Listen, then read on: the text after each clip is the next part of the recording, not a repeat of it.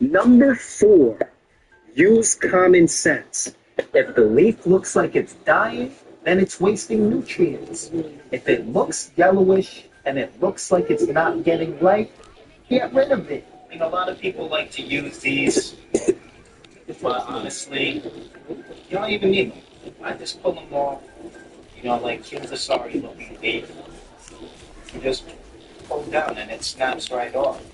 Number 5, if a stem does not extend past half the height of the plant, I cut the stem off completely.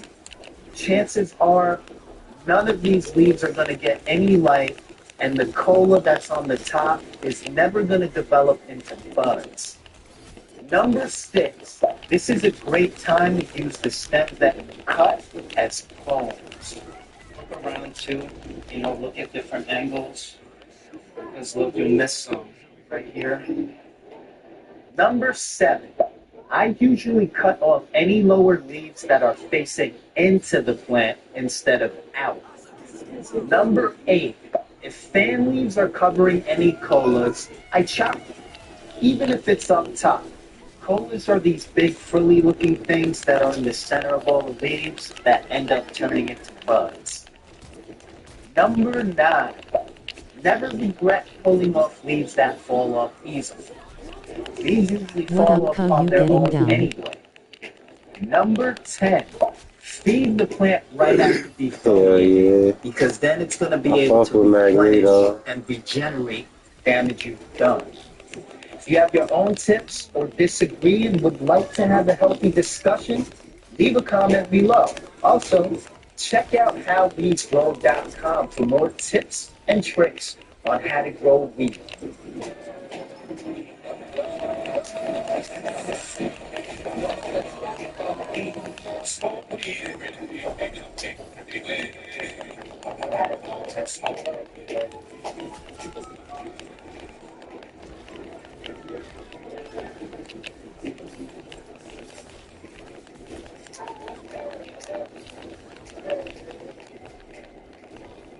Tips for the cannabis flowering stage, early flowering to be exact. I've got 4 plants here in this 4x8 row tent, taking out half of the row tent. They're all in, actually 3 out of 4 are in 10-gallon living soil fiber pots, and then I have 1 which is in the 2-gallon fiber pot. First tip I want to go over is ensuring proper nutrition.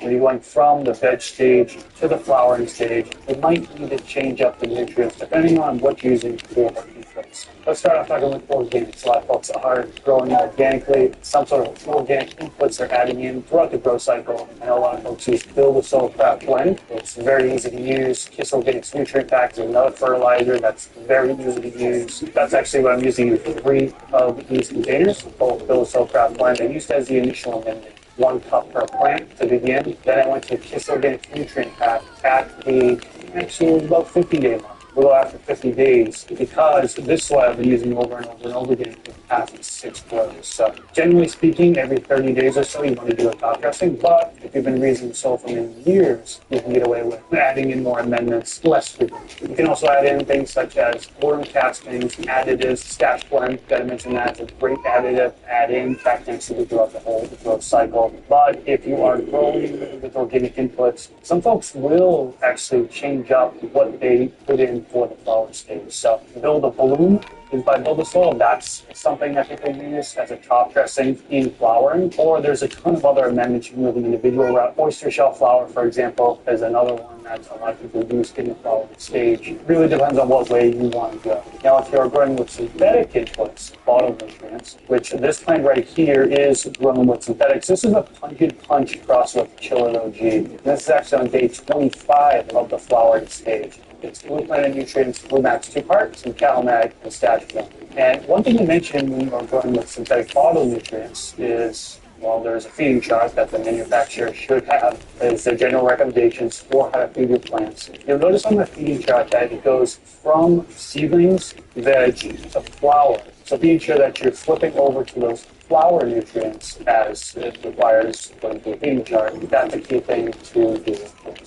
Tip number 2, plant training and pruning. Now, this is something that is done in the veg stage as well as some people do it in the flowering stage, early flowering.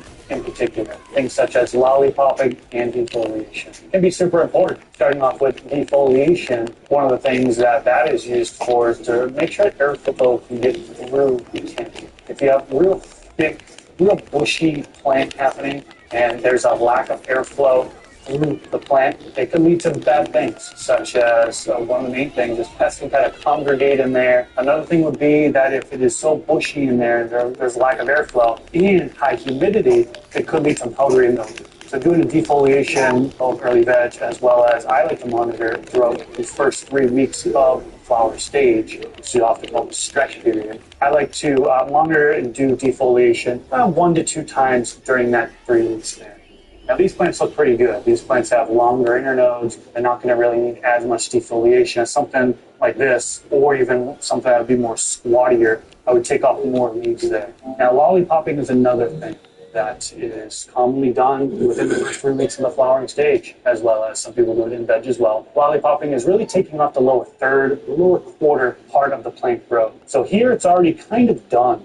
You can kind of see that for the most part, this one is done. Now this is on day 11 of the flowering stage. This is Jealousy Fast by Seedsman. Just to go over these other ones real quick, this is Ice Cream Cake Fast by Seedsman, and then this is Lava Root GMO by Seedsman. All 3 of these are on day 11 of flowering. So I'm going to let these plants grow a little bit longer. Typically, these plants will stretch, so continue to grow vertically for about 3 weeks. So roughly around day 21 is when a lot of folks will look to do the final lollipopping and go in there and do another defoliation to make sure the remaining weeks of flowering, everything is good to go there. Now this plant right here is it's actually on day 25. It's a little bit past that 21-day line. But I'm still going to look to do a little bit. And the reason why I didn't do it on day 21 is didn't have a cameraman here. I wanted to do it on camera so you guys can see the process here. Defoliation is going to be fine. I don't really feel like I need to take any leaves out of here. I know some folks would, but it's kind of subjective on that avenue. But I'm going to pull this out and let's get a look at the branching that's happening more towards the lower part.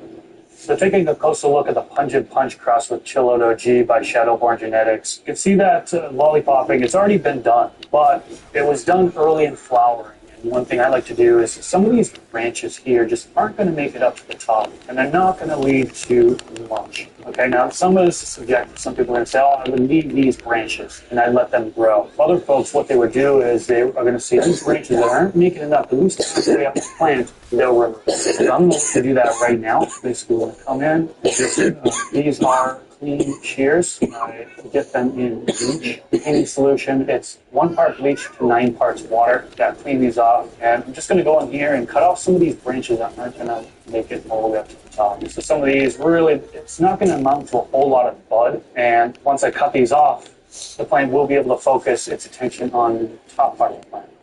So here's a branch right here. Cut that off. This one is one of the ones I'm probably just going to keep. Some people would remove it. Some people would keep it. Let's keep it, and then in the future video, I can show you guys how that has developed and whether or not maybe it will tell us whether or not I should remove that or not. So yeah, this one is looking pretty good as far as lollipopping. Tip number 3 is increase light levels. Now, when you're going from the vegetation stage to the flowering stage, you're actually giving the plant less light. Now, autoflower aside, autoflower can stay on the same light cycle. So this particular tip is really for photo periods. So let's do some quick math. If you're on an 18-hour light cycle and you get a 600 ppfd, well, the DLI is 38.88. DLI, what's that? Daily lighting interval. Basically, in layman's terms, it's the maximum amount of light that the plant can choose. So for cannabis plants, it's around 40 DLI is what a lot of people aim for. So being at that 38.88 is pretty good. Now, some folks are going to go up to 60 DLI. That's if you have supplementation of CO2, for example. You can get higher light levels in there. But a lot of folks on 18.6 light cycle, they go up to 600 ppfd. Like I said, 38.88 DLI. Now, if you flip to the flowering stage, 12 light cycles, they're only giving 12 hours of light, 12 hours of complete darkness, and you stay at the same light levels, 600 ppfd, well, then it goes down to, I think, 25.92 DLI, so lower. And again, that's going to prevent the plant from really reaching its maximum potential. So when you go to the 12-12 light cycle, increasing your light levels, like a lot of folks will go between the 600 and 900 ppfd is what the rainfall is flowering. If you were at 12 hours lights on at 900 ppfd, well, the DLI is at that 38.8. So around what a lot of people go. But again, you can go higher than that. And some people tend to go lower than that just because they want to be in more of a comfortable state. They don't really care as much about yield, maximizing flower production as they do about quality. So the safe side a little bit and have a little bit lower of the DLI. Tip number 4, watch out for that stretch. Like I mentioned, the first 3 weeks of the flowering stage, the plants stretch. That's so they continue to grow up vertically.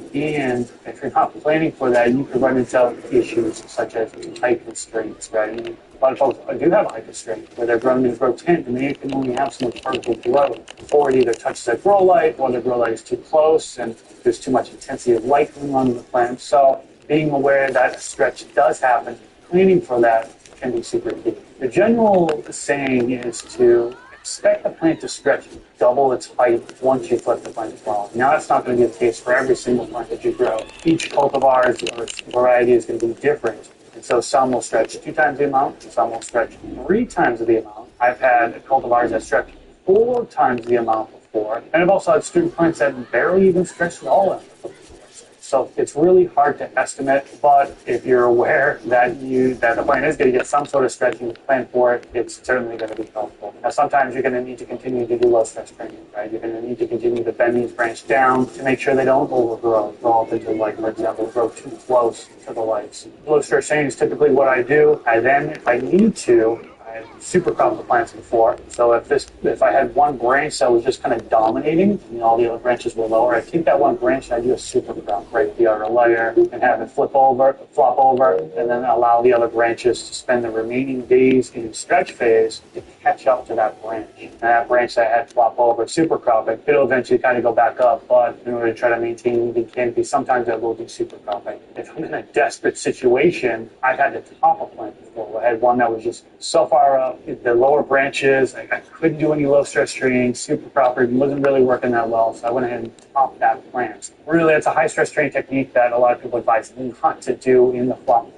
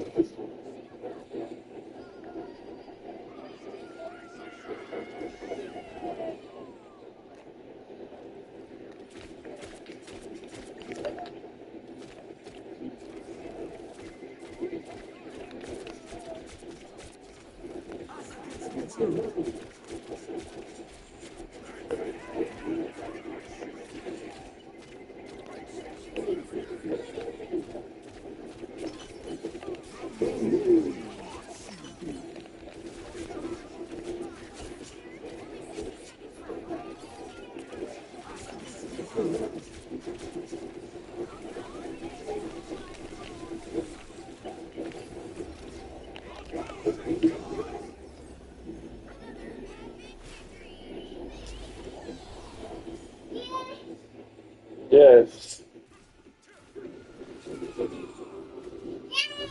Yes.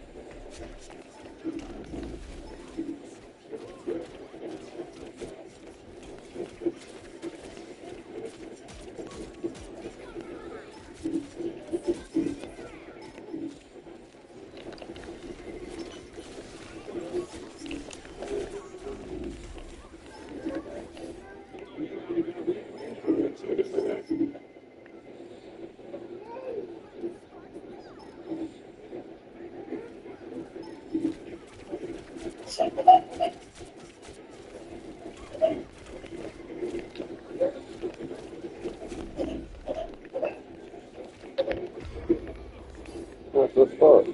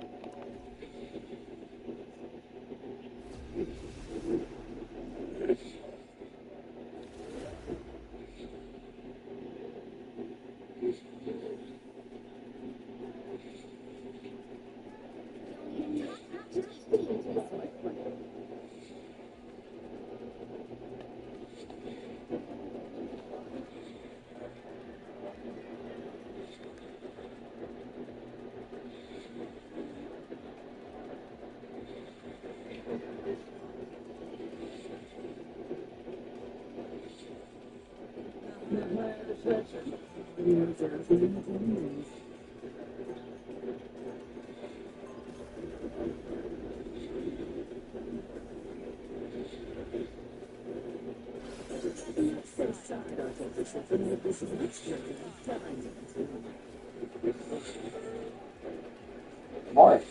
Good morning.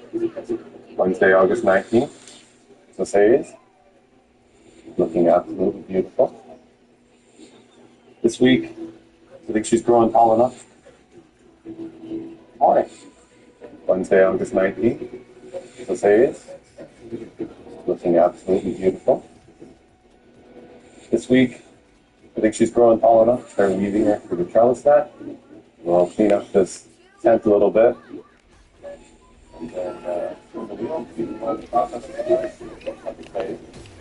And then maybe start some new strains. Get into it. Okay, Mrs. Sage.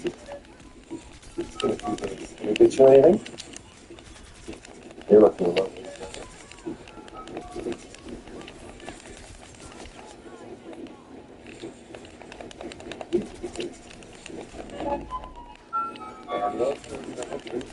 Just waiting for these tops to get taller so I can bend them over and weave them in and out of the trellis net.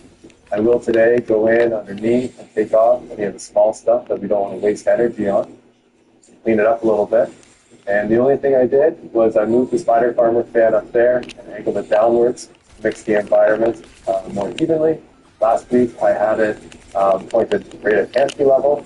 And I noticed that Mrs. Dave's her growth slowed a little bit, and she's much happier like this. Example of something we're going to take off.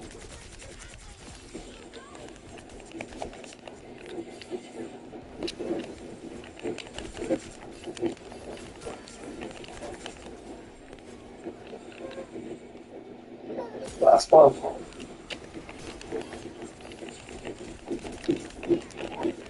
Like I said, some of them already, I could have this one down already, but I'm going to wait for the rest of them to catch up, specifically on this side over here. Get a little bit taller first. Okay, so now I'm going to leave Mrs. Hayes for a couple of days.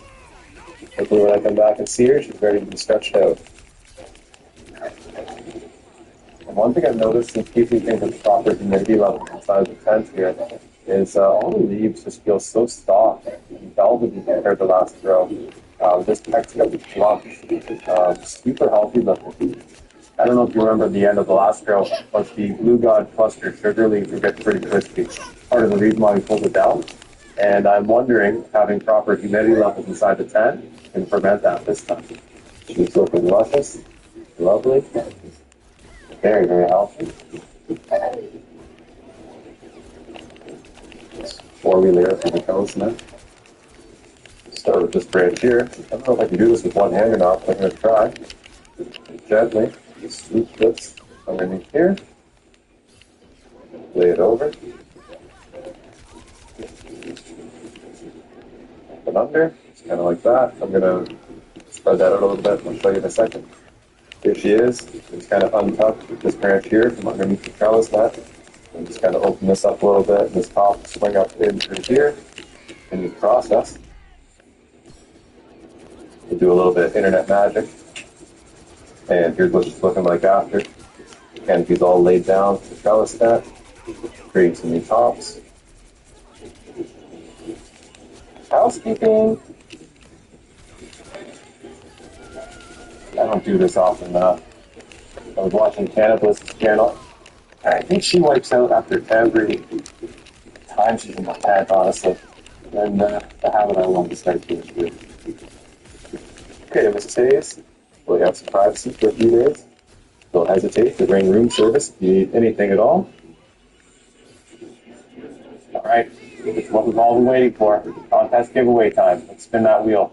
But first, I just want to say a big thank you to all you guys helping me grow this channel so quickly. Passing 1,000 subscribers in such a short amount of time was absolutely mind-blowing for me. It was super exciting to watch in real time. So thank you. Thank you very much. Appreciate all you guys. Love the discussions we're having in the comment section. Saying all that, good luck, everybody.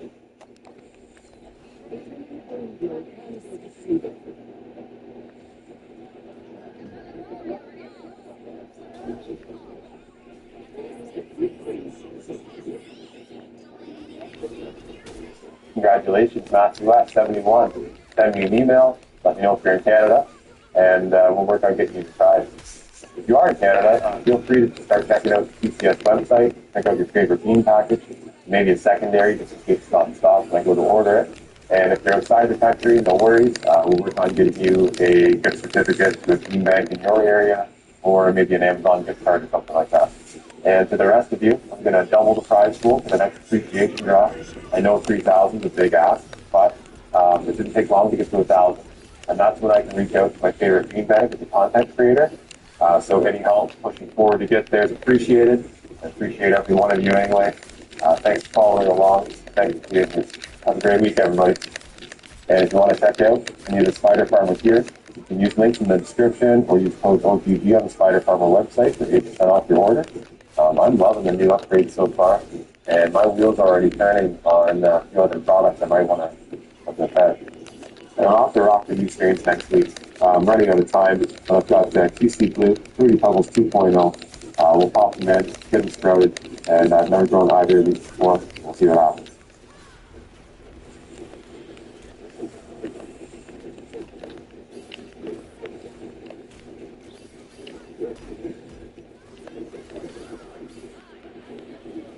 We're back for another update on the 5 plants that I have going in live and soul fabric pots. We're on the right side of the 4x8 grow tent. For those that tuned in on last week's episode, we were on the left side of the 4x8 grow tent. If you missed that episode, I'll definitely have the link in the intro card of this video. Now, these plants that are growing with organic inputs, 10-gallon live and soul fabric pots, there's a couple things that have surprised me about it, and I want to go through that in this episode, along with just everything in regards to an update. We'll go over the soil, nutrition, watering, lighting, and so much more. So we're going to get into it all right now. First, I want to give a shout out to AC Infinity. They are a sponsor of the channel. They're sponsoring this video. I'm using their tent here, beautiful tent. I've got the controller. What?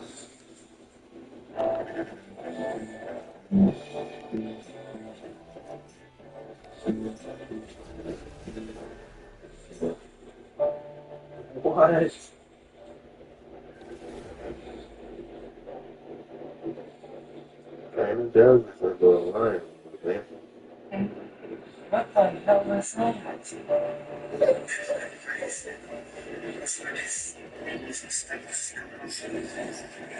Secondary also represents a reawakening of ancient entities from the civilization like Lemuria and Atlantis. Or is there a second moon? Ta-da! Mirror out front, and that's the millions of miles of disagreement. Guys, we got another interesting one. All types of weird and strange theories going on. Stuff that is definitely disturbing that really needs to be brought to a light. Without further ado, let's dive into the disturbing videos.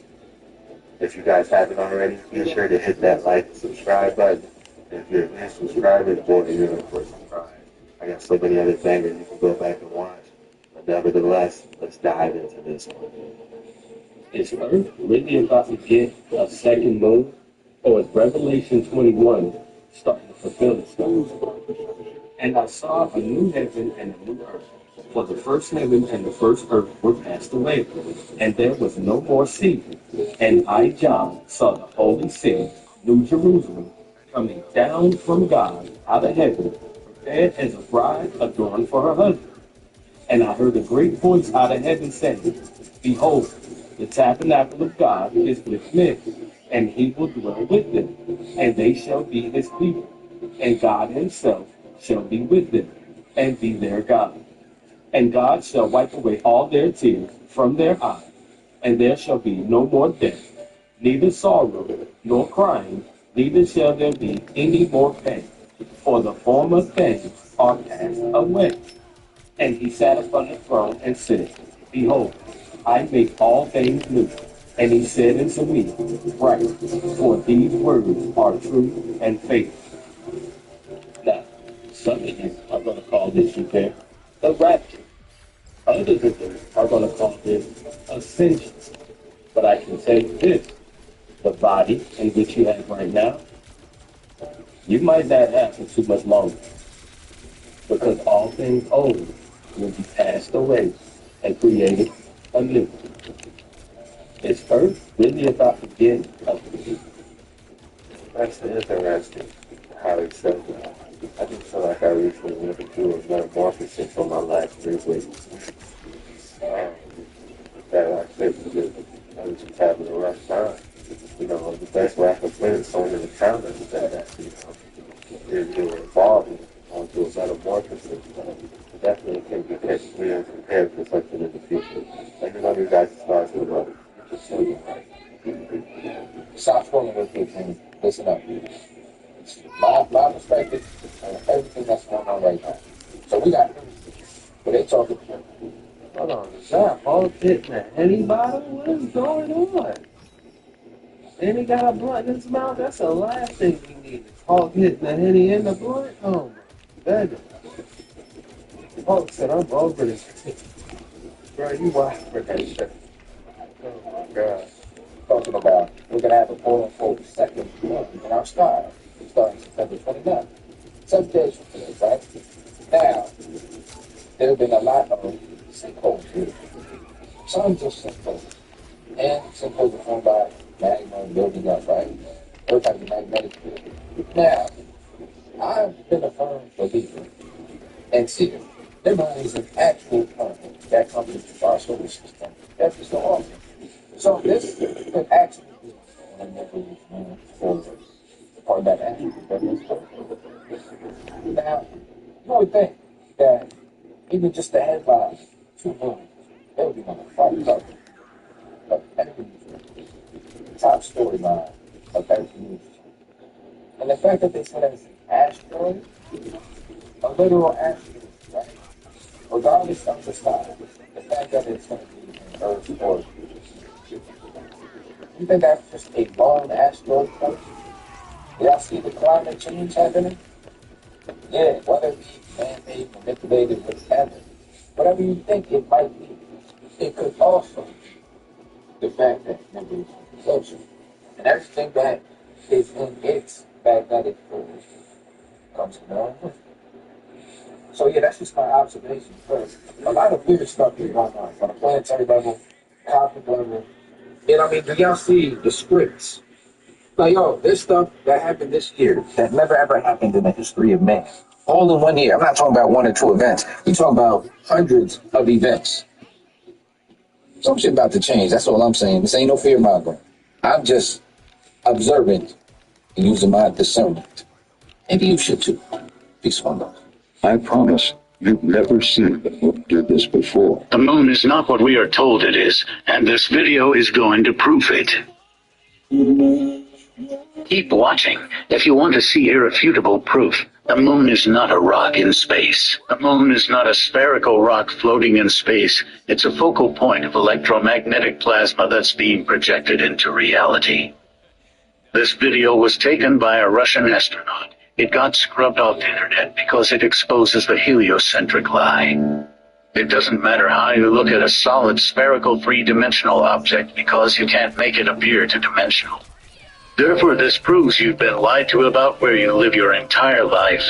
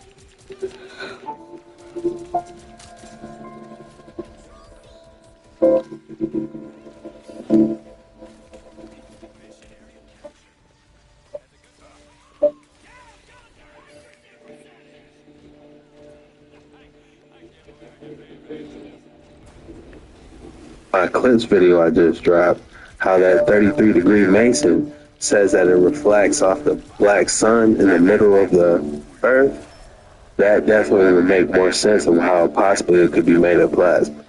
But just saying, for entertainment purposes only, this could be it going out, slowly going out of plasma.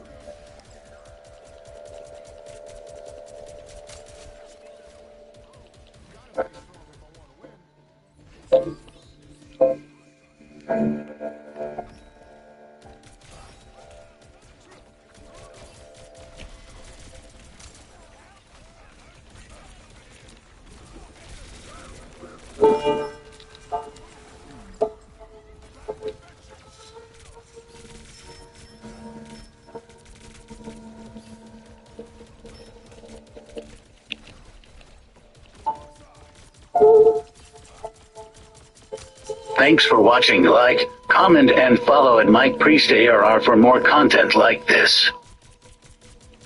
Lately, people have been recording two moons in the sky.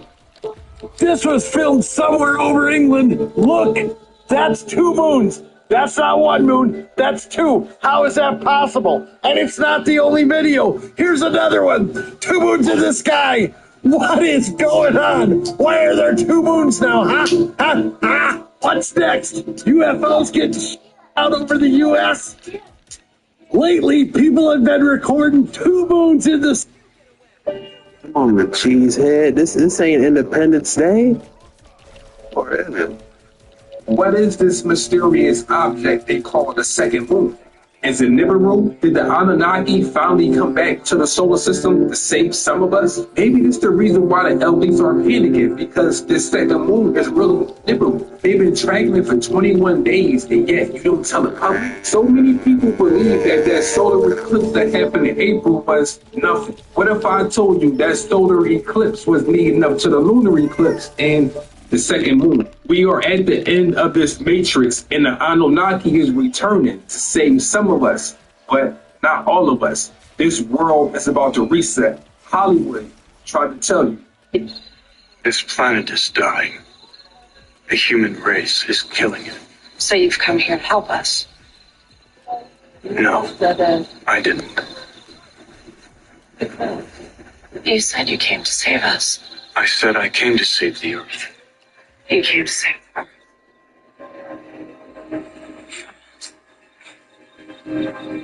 You came to save the Earth from us. You can't risk the survival of this planet for the sake of one species. What are you saying? If the Earth dies, you die. If you die, the Earth survives. What is this mysterious object they call the second moon? Is it Nibiru? Did the Anunnaki finally come back to the solar? What movie was that? That was interesting. For those of you who don't know, the first civilization to have come out of the Ice Age and create civilization the way we know it, called the Sumerians. The Sumerians had the first of many things, but one of the big things was the first language, written language. It was called cuneiform. In that first written language, they wrote a very detailed story about our beginnings, and in there was the Anunnaki. I've been saying it for a very long time, that it's coming back. It's I'm not going to get into details with you now, so what that all means, but it's coming back. And I didn't anticipate seeing this footage that I found today, that was filmed at the end of May 2024. But here it is. The Bureau was captured on camera at the end of May 2024. It's huge, it's looming, and it's here.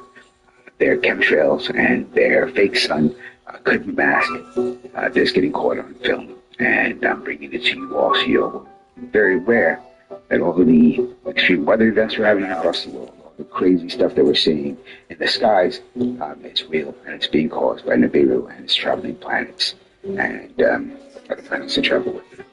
And we need to be prepared, because this is not something to take lightly.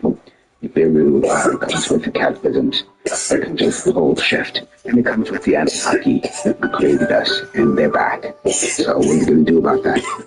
What are we going to do about that? Turn that light off. At least be prepared and be aware and stop ridiculing it. That's what I'm saying.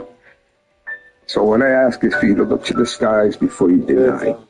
Look it up and see if you can see it for yourself. Get your cameras ready. Point your phones up in the sky and try to get this on film and then talk about it. Start sharing the word Nibiru with your friends and your family and start preparing for what's coming, because what's coming is going to be devastating. And this is not me saying it. This is the civilization that existed thousands of years ago that first wrote about it, the Sumerians. We can't ignore what the first civilization, with the first writings and the first story of our creation told us. Planet Nibiru was inhabited.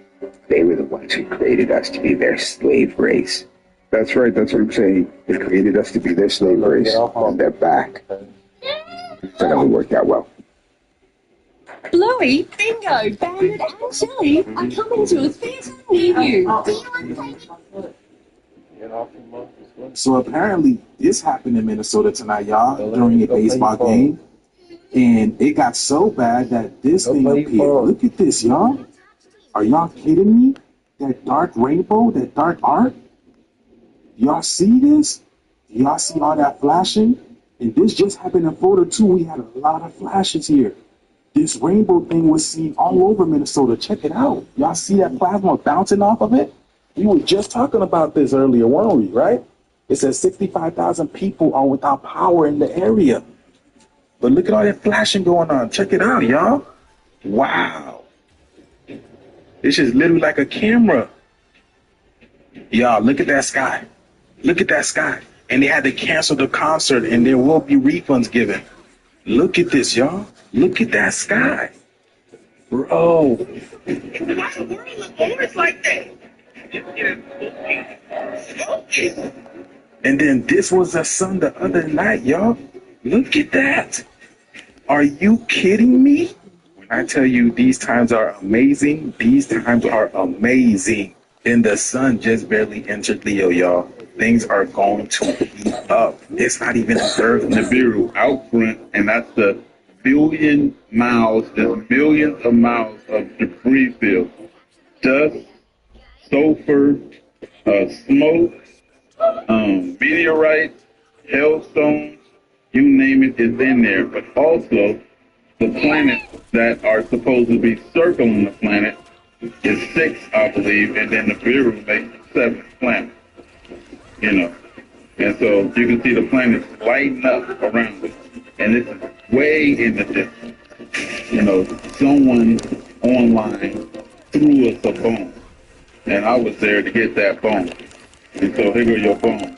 And so as you're going to see, Nibiru has a cross out front, and it's called the planet of the crosses. I'm not making shit up. You know, I'm not just throwing out something for views. This is real.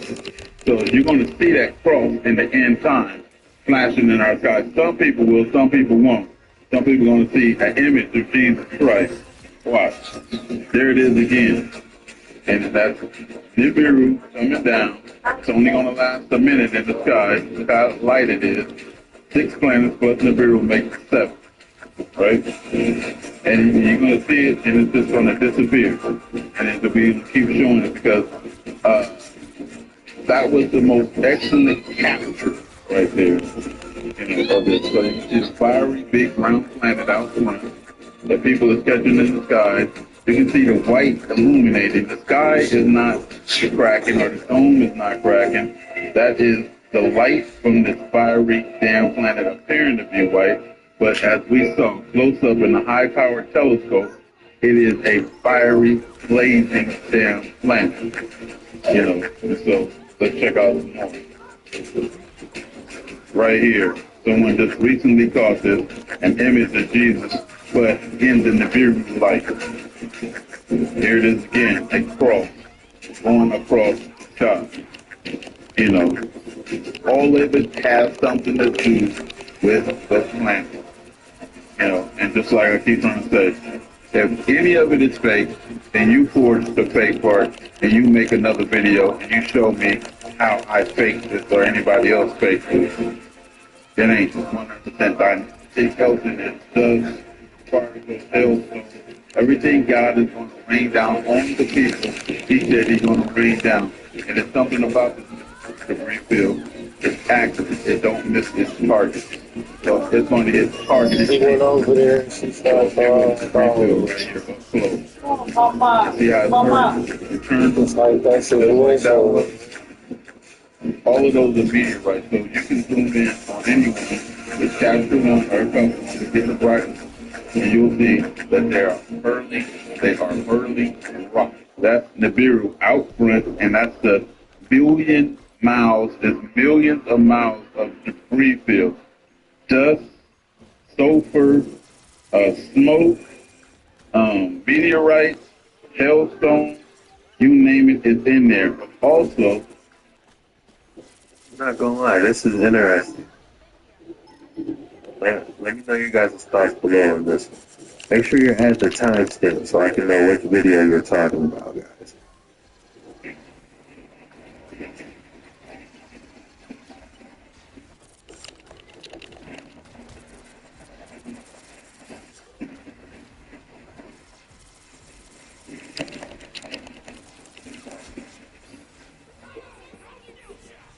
Tell me what happened to you. To your son.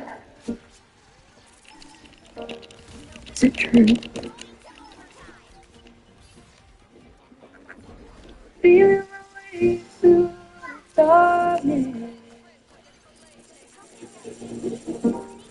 Guided by being heart.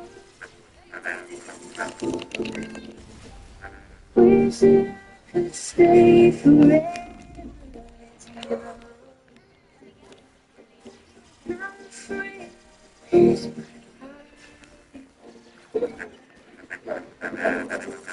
life's a game.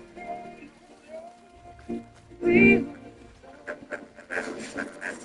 love is a play.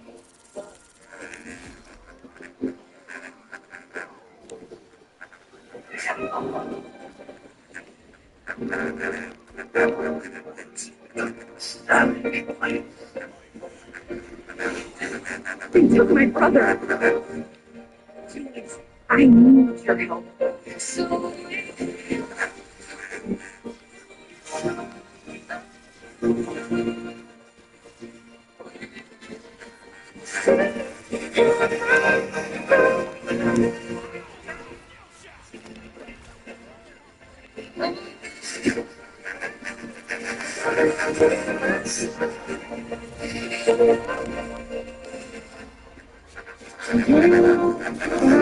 So I promise I take care of him. I won't have him like this, guys. I'm going back my trouble from me. It's so low. I see it in you. You're not the kind to give up.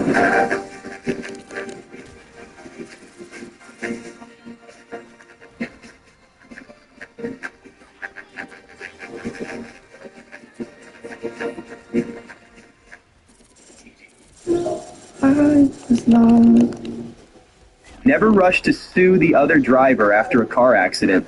There may be a much smarter way to get paid a much larger settlement without going to court or paying huge legal fees up front. If you've been in a car accident within the past year, even if you were only a passenger, you could still qualify for a major cash payout.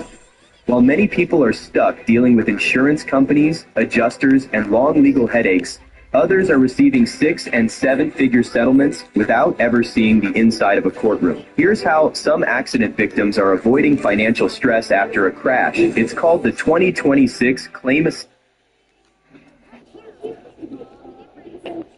Wake up and listen! Whispering Nibiru is creepy times 10. It gets creepier. I googled it and found a lot. Namely this. Nibiru is a planet listed in the writings of Zachariah Sitchin, particularly his book The 12th Planet.